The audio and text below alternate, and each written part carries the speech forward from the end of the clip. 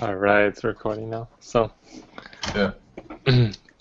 for part one, number one, null hypothesis. That is the status quo. Yeah. And then two, it's one-sided. Yeah. Right. It would be two-sided if it were not equal to. Not equal to, so yeah, Yeah. it's always two-sided. And then three, correct decision, top left, bottom left, type 1 error, top right, type 2 error, and then bottom right, correct. Yep. Okay. And then four, basically what is said in the book, if p is less than alpha, then you reject the null. Yeah. And then write down the formula for computing the test statistic. It's just z equals x minus mean over standard deviation divided by square root of n. Yep. So the z-score is called like the test statistic then. Well, what happens is in the next lesson they introduce the t-score. And Oh, t-score is test statistic technically, and it's basically the same equation. It's different variables, but you do it the exact same way. Oh, that's Okay. confusing. A t-score is basically if you don't know the standard deviation of the population, you have to use the standard deviation of the sample instead. Okay. So it's less accurate, but it's solved the exact same way, and they just call it t-distribution instead of z-score. Okay. So that's what test statistic really is. I see. Okay. Alrighty. And then 7, I thought that was sort of a dumb question, but if the null hypothesis is rejected in a hypothesis test, what is concluded about the alternative hypothesis? That it's true. Yep. Yeah. And then 8 was up to ourselves. So Yeah. sweet. Number 1 of A. So the null is just 529, and the alternative is the mean is greater than 529. Yep. Okay. Yep, see that.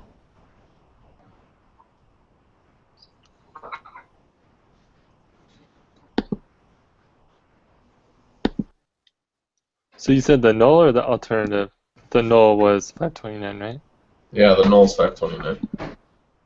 Okay. And then 2.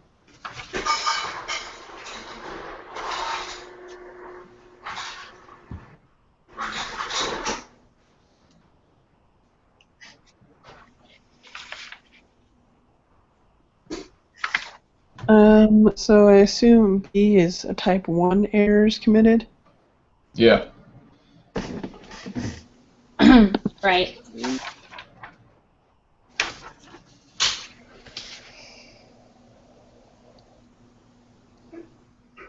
Who's done?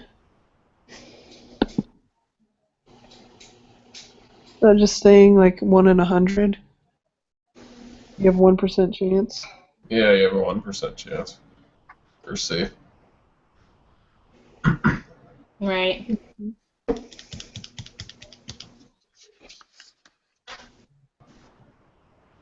You want to increase it then, right? Yeah.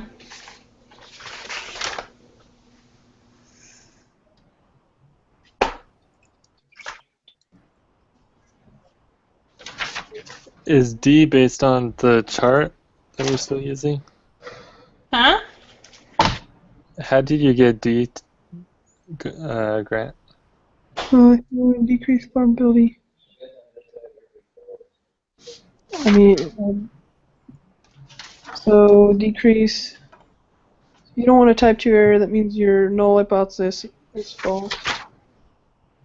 And fail to reject.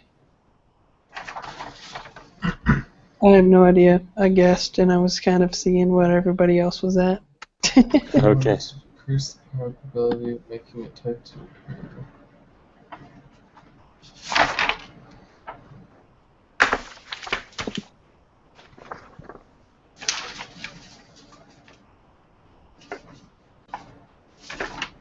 Well, if you increase the level of significance, you're less likely to reject the null hypothesis. I'm looking based off the chart. Uh-huh. So that would decrease your probability of making a type 2 error, but it would actually increase the probability of making a type 1 error as a result also. When you decrease the chance of making one error, you increase the chance of making the other error. So if it was asking, like, what's the probability of making a type 1 error, you'd want to decrease, if you want to decrease that, you want to decrease the level of significance. Okay, so we would decrease. Yeah, but if you want to decrease the probability of making a type 2 error, you increase the level of significance. That's why you kind of have to find a balance between the two. That's why they don't use like a 99% all the time. They'll use like the 95%. Okay.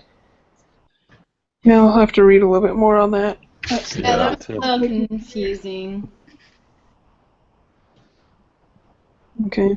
So the p-value is the level of significance? Is that what I'm reading here? I don't know. Maybe not. Small enough to. Never mind. Okay, let's continue onwards.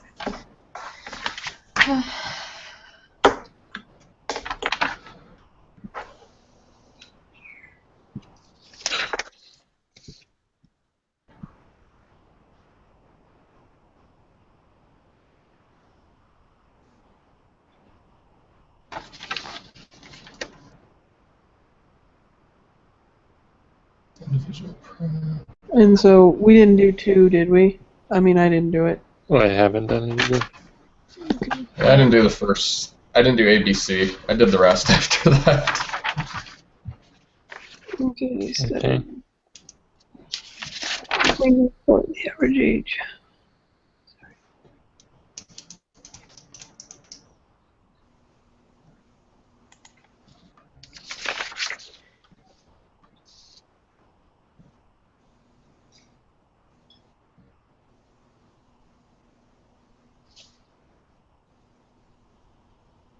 So the population is his clients. Yeah. Yeah, well, the population is just like, It's all second home homeowners. buyers.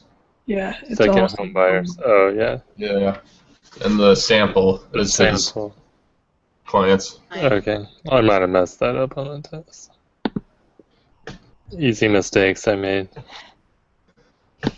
Yeah, I'm meeting with the teacher tomorrow to look over all my mistakes.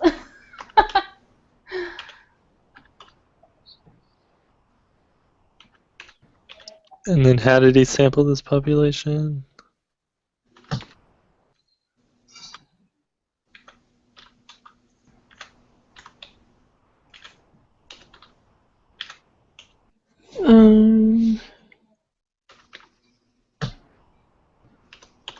I mean, he randomly selects from his own clients is how he samples. I don't remember what sample type that was called, but... Cluster sampling or something? From all of his own? Yeah. Yeah, I think that's cluster sampling, where you take it from like a small group from a larger group, right? Yeah. Okay. Graph the data. Don't even have SPSS up. Anybody have it up? I do. I was entering in all the stuff. Okay. You want me to do a histogram? Go for it.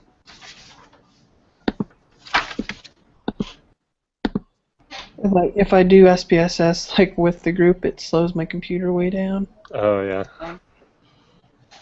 Yeah, we start using it a lot more, actually, in these next ones. Really? That's good because I know how to use that.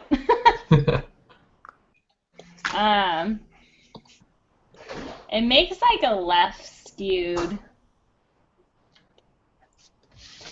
shape. Has anyone else pulled it up? No. Yeah, Do you agree if it's left or bell shaped? Because I think it's more left skew. it's a left skew. That's what Yeah? I'd say. Okay. How many people does he sample? 15? Yeah, it's a left skew. Yeah.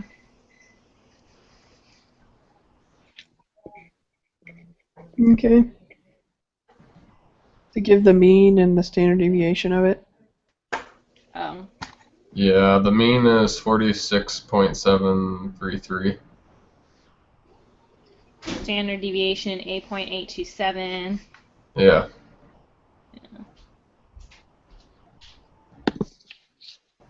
Cool. Describe the data by using 5 descriptive statistics. Probably the 5-number summary. Yeah, that's what it is. Yeah, that's when the Excel sheet comes in handy. So the minimum's 27. Q1 is 41.5. The median is 49. Yeah. Q3 is 53. And the max is 58. Yeah.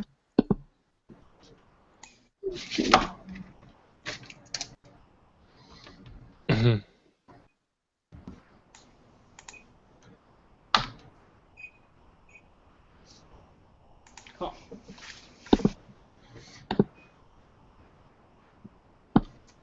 Make inference. Make a QQ plot.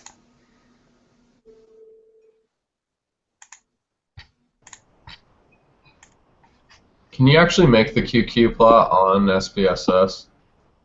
Yeah. What's it under?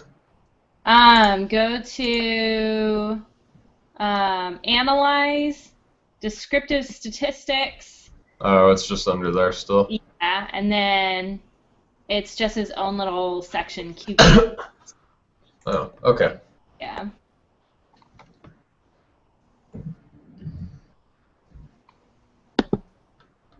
The QQ plot kind of looks like it's normal, but is it not normal? Is it making like an S? Has anyone else pulled it up? Let me look real If it fast. makes an S, it's not normal, right? Yeah, that's what I thought. But then there was also like another picture of a QQ plot that looked like an S to me, but it was normal supposedly because it was like it stayed really close to the center line. Do you want to share your screen? Can you do that? Let me try. Let me see if I can turn on like my. I think if you hit that green, there should be a green square at the top left. Outside, Oh, yeah. I'm on my iPad. Yeah. I'm not Okay. sure how to like. I think I can turn on my. I don't know. I'm gonna have to figure it out. But maybe I can share it. I'll try to see if I can turn on like the actual. Like, so on your iPad, do you have like a window? No, well, so like SPSS is on my computer and I'm speaking to you on my iPad. Oh, gotcha. Yeah. Here, I've got it. Okay, I'll still see if I can figure out how to turn on my camera. Right there's the QQ plot. Wouldn't that be approximately normal then? Is it? Well, I they're would not even at. I'd say yeah, but I they're would not say even really yeah. asking, so. Yeah. Yeah. Sorry. Yeah, I'd say that's normal. Yeah. Well, and this is their line showing deviation from normal, the second QQ plot. So they're showing that it does deviate from normal, but I mean, a scale of 4 to -4 isn't a huge deviation. Mm-hmm. Yeah. That makes it look like it's more of a deviation because it's Well, yeah, because this one's scaled way in compared to that one. yeah. Hmm. Yeah, I'd say it's normal. Let's Cool. go with that. All right. Yeah. All right, and then for I, it says check the requirements. Since there are only 15 pieces of data, what will you need to check?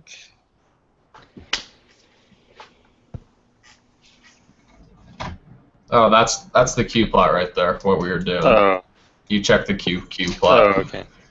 Sorry.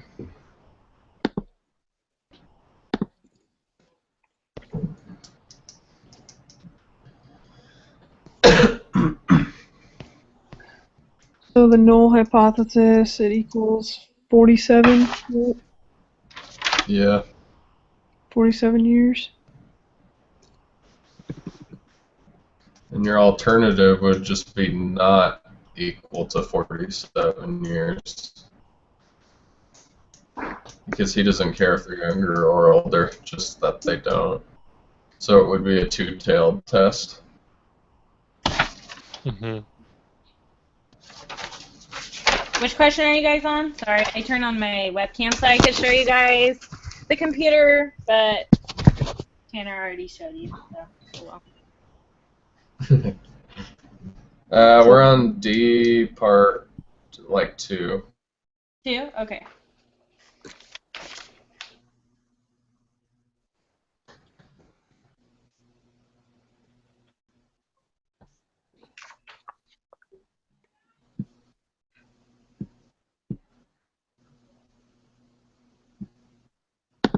Okay.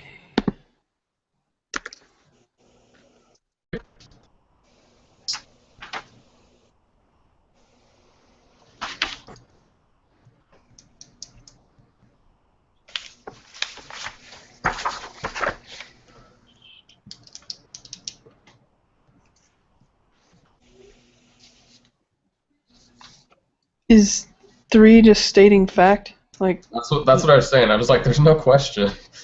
yeah. Yeah. So I guess maybe it'll be Yes. important. It'll be important later. I do know that, but I don't know why they made it a standalone bullet. Okay. After writing down the general formula and put the numbers you will use.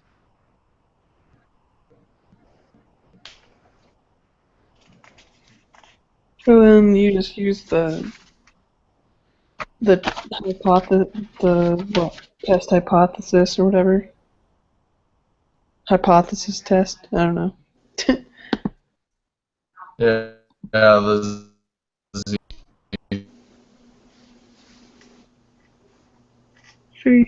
47 minus.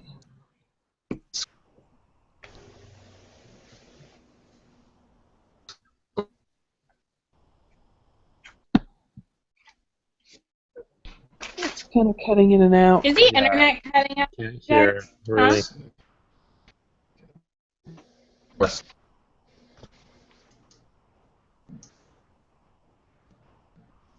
Hello?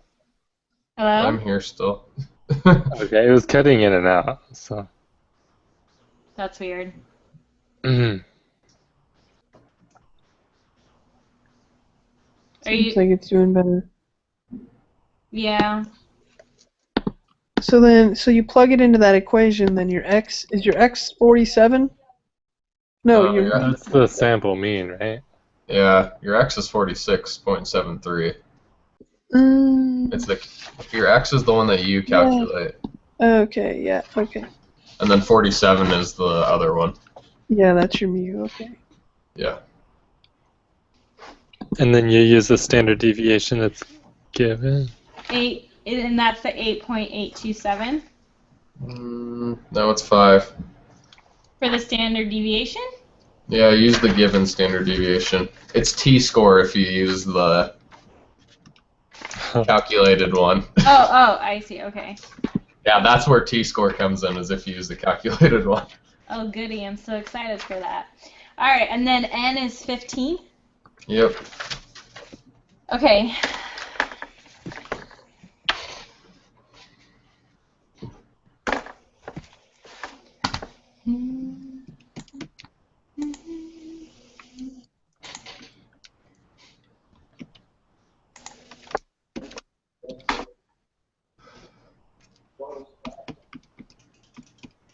Do you get negative 0.209?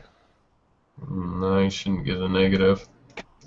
No, because I got 46.73 minus 47 Mhm. for the numerator. Oh, wait, yeah. And then divide by 5 over square root of 15. And you got what? And then for the standard deviation over the square root of n, 5 over square root of 15, which is 1.290. Yeah, so what do you get as your final z-score, though? It was like negative 0.2. I just deleted it. I got 0.2. negative Yeah, that's right. 0.9. What did you guys get? Negative 0.209.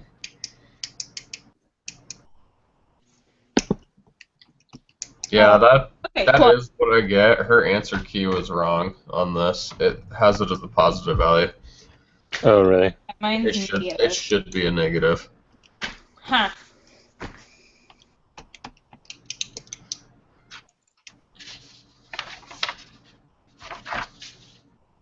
Okay.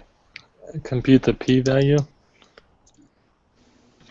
Which is just plugging that into the applet, right? Yep. Yeah, you plug it into the applet and you have to, since it's a two-tailed one, you do the two tails on the sides. Oh, no. Oh, that's what it means, huh? Okay. Yeah, either that or the SPSS will calculate it for you, actually. Calculate the p-value? Yeah, but technically we haven't learned how to do that yet, Oh, since okay. I'm a couple lessons ahead.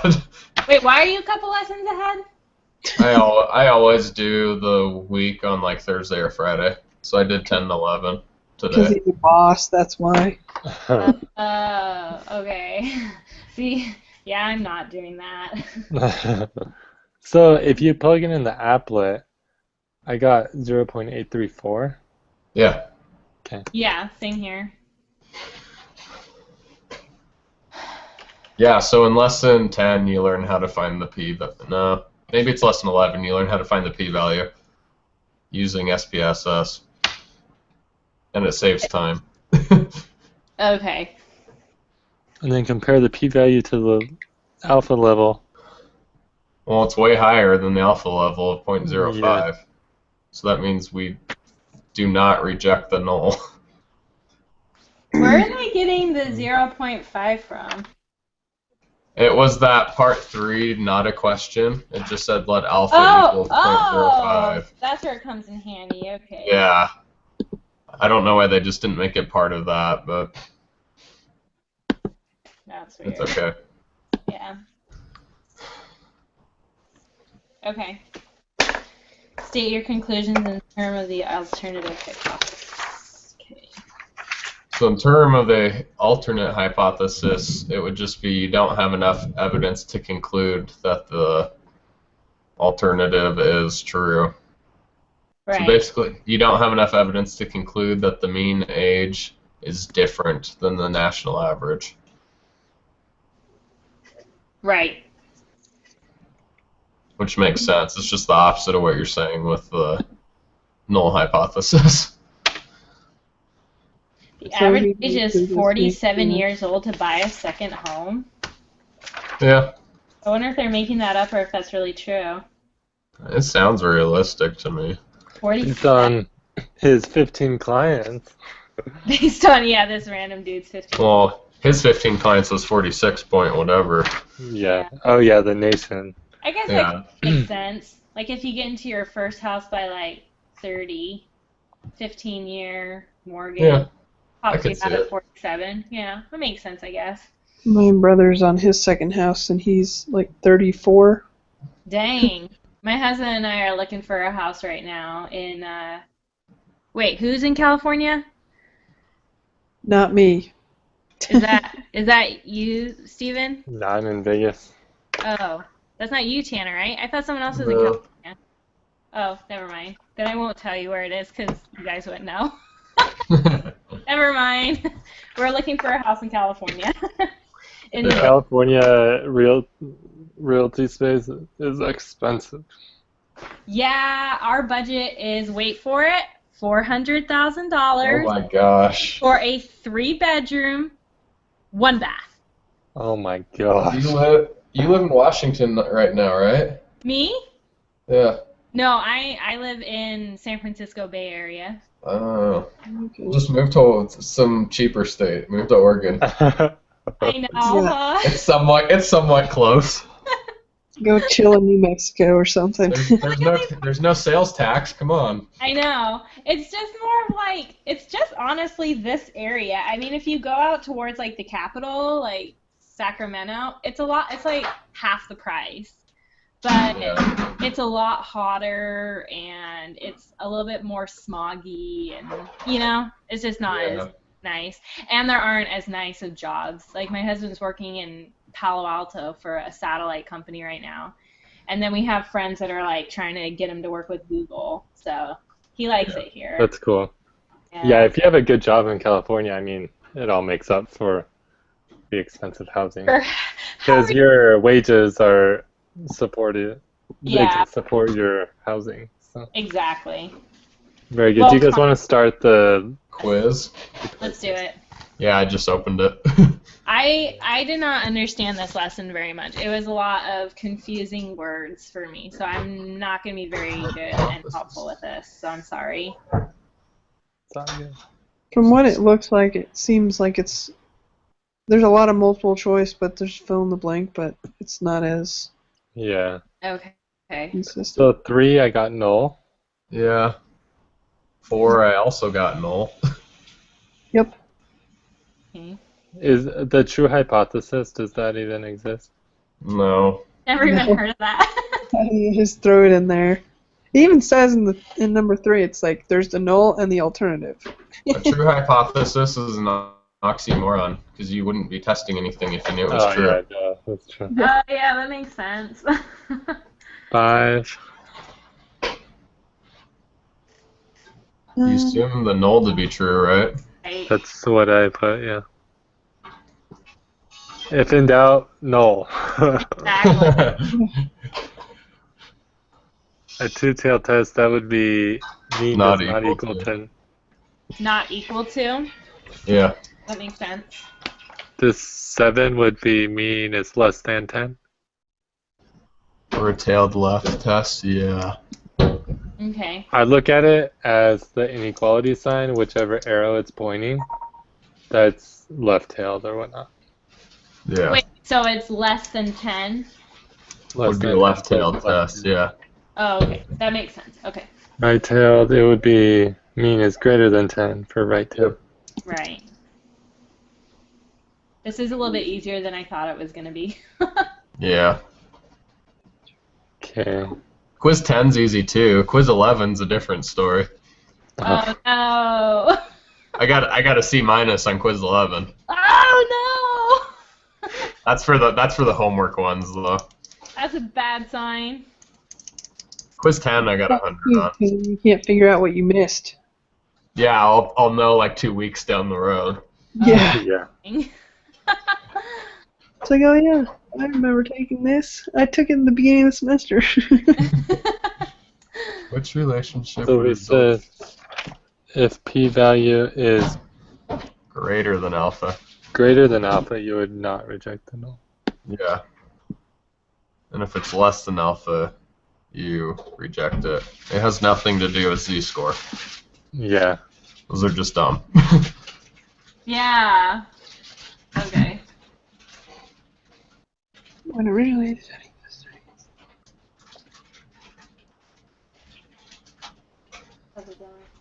So they're saying the alternative would be the average claim is greater than 1500, right? Yeah. But Yeah. they conclude that it's higher. And the null, Yeah, it's equal to 1500, right? null is equal, yeah.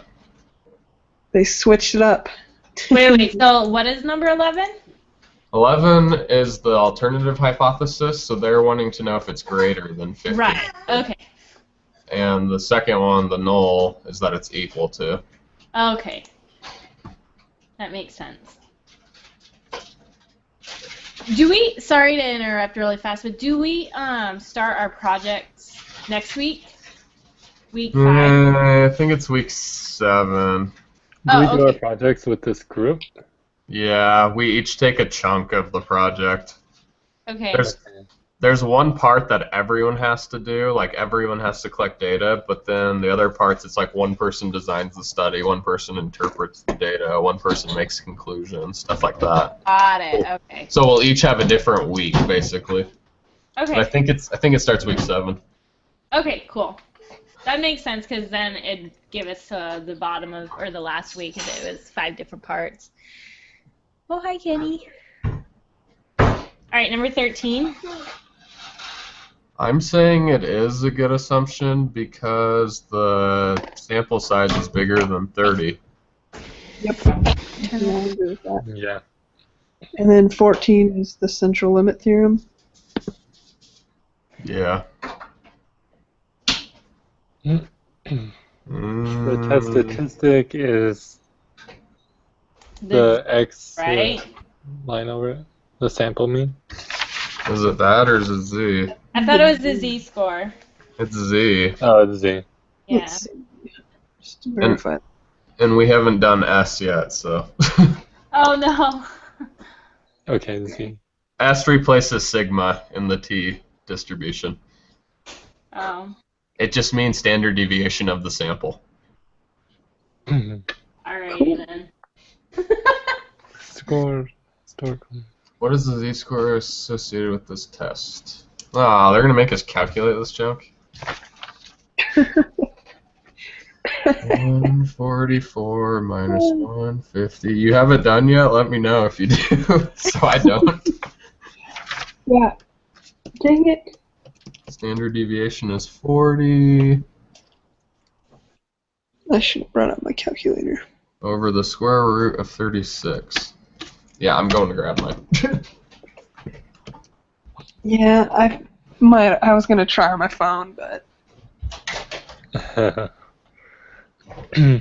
So it is 144 minus 150. Yeah, that's the top.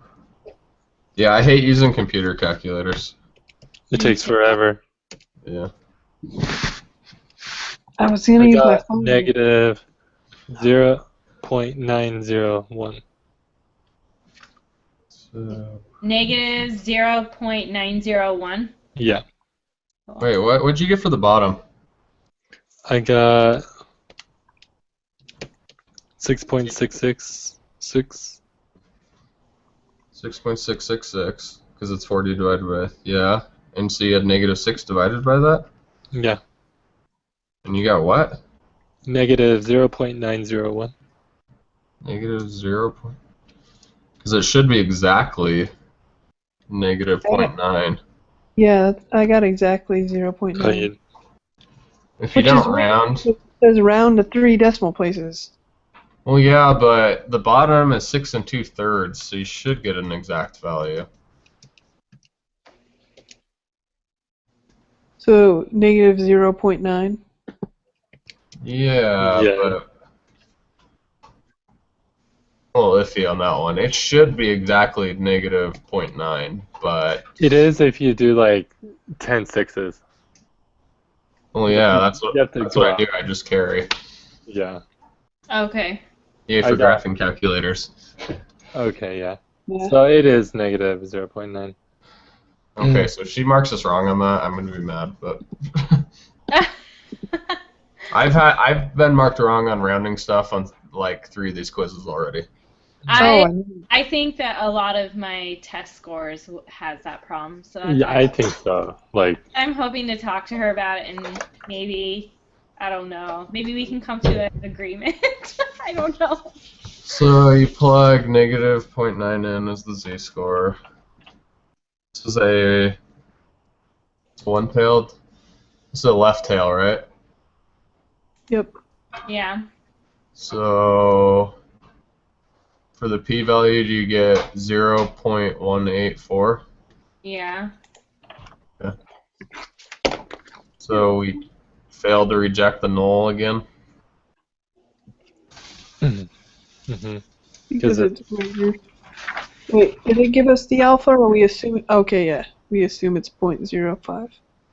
Yeah, which it's never going to be greater than 0.1. Okay. These tests are always 90% confidence, 95% confidence, or 99% confidence. Okay. It's extremely rare that they use something else. So you would reject the null, correct? Yeah. Okay. Oh wait, no, you failed to reject the null because your p is greater than your level of significance. P is 0.184. Oh, yeah. And your alpha is 0.05, right? Yeah. Wait, did you put 0.01 in it for? No, 0.184. Yeah, okay.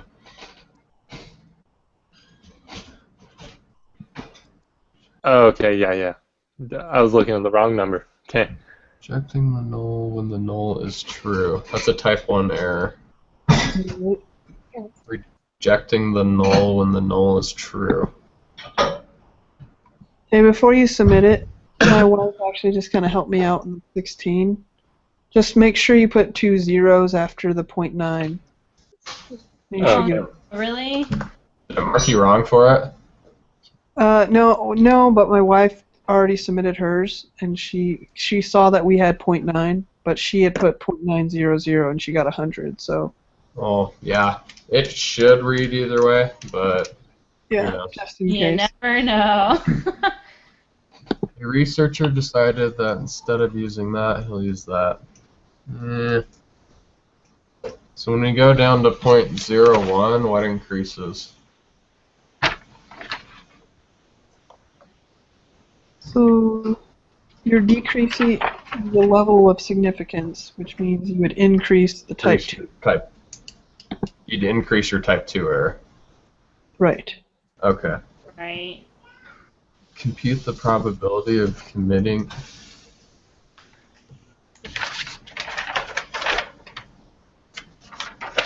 So how do we compute the probability of committing a type 1 error?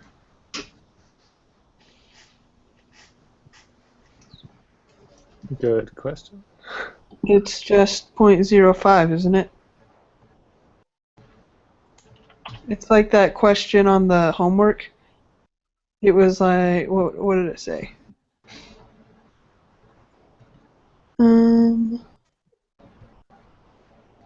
It was, if the analysis was done at alpha equals 0.01, what's the probability of committing a type 1? Oh, yeah, you're right about that. So it's just 0.05. Yep, and we got 100, so. Cool. Yeah, getting 100 on that, guys, raised my grade 0.01%. So yay, I can use all of that. That shows how much these things are worth. Okay. Oh, I Well, know. They're Thanks, not guys. worth anything. what time are we meeting on Monday? 6:30, right? I can do 6:30 on Mondays. Awesome. And then Okay. But Thursdays at what time Thursday, I'll have to meet earlier than 6:30. On Thursday? Mm-hmm. So we were From gonna here on do. out. We were gonna do Just let me 6. know for sure on Monday. That way, because some days I go into work and I come out later. But I need to know before that Thursday. Yeah. Okay. So next Thursday, could we plan on, would 5:30 work for you guys? It's a little crazy. I can't do that early. Or could we do 7:30? I could do 7:30 on Thursdays. Yeah, I could do that also. Could you? What about you, Yeah. Grant? Yeah, I mean later in the day for me because that's 9:30 my time. But I Yeah. can do that. Obviously, I'm not going to work until 8:30 because I go in at 8:30. Yeah. So And is that what we should change for every single Thursday? Is to 7:30 p.m.? we could set it for 7:30 for next Thursday, and then the following week we can just keep it up in the air as long as communication is there. Okay. Yeah, as long as it's not the day of. Okay. Fine. So next Monday, 6:30 p.m. Pacific Yeah. Standard Time, and Thursday, 7:30 p.m. Sounds good. All right, Okay. sounds good. See you guys. Okay. Bye.